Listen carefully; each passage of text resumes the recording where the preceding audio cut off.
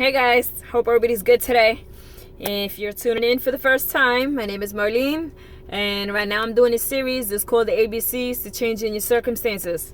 Tonight I'm going to talk about the letter O, and the O stands for optimistic. If you look that word up in the dictionary, it says to hope or be confident in the future.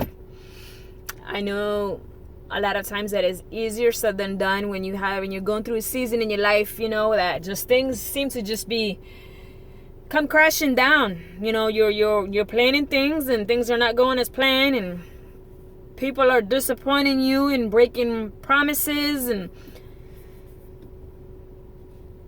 unexpected events are happening and getting diagnoses that you didn't want to get, and just life happening. But I want to remind you something, that a positive attitude, it gives you power over your circumstances instead of your circumstances having control over your attitude. And you have to always remember to be hopeful. You got to be confident in what it is that you are believing for. I'm going to tell you a little true story. There was something that I had been writing in my gratitude journal since February. I was writing it, and it hadn't happened yet. And I was writing it in my gratitude journal because one of the things that I've learned is to be thankful for the things that I don't have yet, because I'm being optimistic and I'm being hopeful and I'm having faith that what God has for me is for me. And so I kept writing this thing in my gratitude journal every single day. And let me tell you something. There were days that I was writing this in tears. There were days that I was writing this and I was like, the thoughts in my mind were like, how is this ever gonna come to pass? How is this goal ever gonna come to pass? But your job is not to ask God how. Your job is to be hopeful, is to be confident, and to know that what He has for you, no man can take away. That what He has for you, He's gonna make it happen on His time. Your job is to go and get on your feet and go do the work and keep doing good and keep putting out good and keep going to trainings and keep rehearsing and keep studying and keep showing love even to people who disappoint you and lie to you and just break the promises. It's hard. I know. Trust me. But I kept writing this goal inside my gratitude journal since February. About 3 weeks ago, that goal came to pass. Every day I was writing it, even if I was writing it in tears, even if I was in the back of my mind, those thoughts, those negative thoughts were trying to just come up and trying to tell me, hey, that's not going to happen. Look at you, look at the situation, and you don't even know how, your team isn't even going right now. How are you going to do that? But I kept writing it every time. Thank you, Jesus, for this goal. Thank you, Jesus, for this goal. And I kept hoping and expecting for it and just being positive. And it came to pass 3 weeks ago. And it was such an amazing feeling. It was something that I never did before in my younger adult years. And now I can't stop doing it. I can't stop having hope. I can't stop being confident in what God has for me. I can't stop taking my eyes off that vision. I can't stop knocking off distractions. I can't stop declaring and speaking forth and calling forth those things that are not as if they already are. That's one of the things I learned from Terry Savelli Foy, that I've learned from listening to all the audios that I listen to. I have all these audios in my car. I'm just constantly just pouring information in, and just, why? Because faith comes from hearing. And as I started to listen to all that stuff and all those resources, it's true. You want something good to happen to you. You got to hope and be confident in it. You can't just say, oh yeah, I'm going to buy a house one day, but I really don't know how that's going to happen because, my credit, or because I have this much debt, or because, well, I'm single. I can't even afford that on my own. No, if that's what you want, write it in, put it on your vision board. Write it in your gratitude journal and start thanking God for it today. And be confident that what God has for you, it has your name on it. It says capital MARLENE. Whatever your name is, that's mine. But whatever He has for you is for you. Nobody can take away. But you got to believe it. You got to expect it. See, you got to go around expecting God's favor no matter where you go. I know you guys see me posting and saying all the time that I am blessed, protected by angels, highly favored, and loved.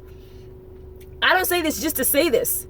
It took me a long time to say and to actually start believing it.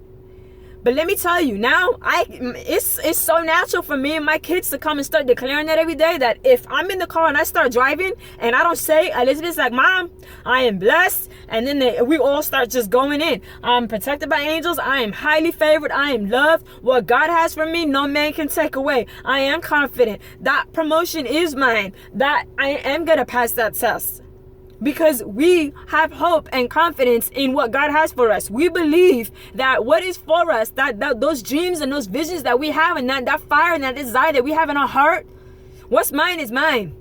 And nobody's going to take it away from me except for me. The only person who's going to take it away is me, from not doing my part, from not doing my own work. So you have to have hope and be confident. Do your part. Do what you're supposed to be doing. And God's going to do the rest. But you have to be hopeful. You have to be expecting. See, being optimistic is expecting God's favor to show up everywhere in all areas in your life. Not just in your finances, not just in your relationship. See, you got to have that mentality in your head that, hey, I may be single now, but God has my man. He has my husband for me. I may not be a homeowner now, but He has that 4-bedroom, 2-bath, 2-car garage with that Roman tub, that walk-in closet that I can turn into my little prayer closet. He has that screened-in porch for me. He has that oak tree in my backyard where I'm going to sit and hang a hammock so I can just swing and enjoy and just chill out, having a nice little cup of wine or maybe some coffee. You have to expect goodness. You got to do the work, but you have to keep expecting goodness. You got to know that you are favored. You got to know that even when things around you are not ideal and the plan that you have on paper is not going exactly as you want it to go, maybe it's the timeline that you set up right now to hit your goal. It's not looking like you're going to make it. That's okay. Keep going. Keep expecting goodness. Keep expecting that promotion. Keep expecting your team to grow. Keep expecting that perfect partner. Excuse me, I'm not going to say perfect because nobody's perfect, but that partner that God has for you is what I mean. Keep expecting that you are healed, that you are restored. Keep expecting that broken heart that you feel, that emptiness, that incompleteness, that God is restoring it, that He is changing things, that He is mending you, that He is taking away that addiction that you have, and that He is putting positive people in your life, that He is bringing positive hobbies and positive things, that He's showing you that purpose that you have planted in you. But you have to expect it. If you start expecting negative things and you start thinking, well, nothing ever goes my way, everything always happens and goes wrong, whatever's going to go wrong. You ever heard of that law of attraction? Yeah. What you think about, you bring about. If you're constantly thinking about negative things, negative crap is going to happen in your life all the time. I'm not going to sugarcoat it. But if you are expecting God's favor to show up in your life in all areas, and you start declaring it, and you start thinking about it, and you start professing it, and you start just being thankful and just thanking God in advance for what it is that you are believing and hope for. When you start doing that, that's when you're going to start to see things around you change. That's when you're going to start to see that debt is going to start reducing. That's when you're going to start to see that person that you never thought could be in your life is in your life right now. That they are just showing you things that you never thought you knew.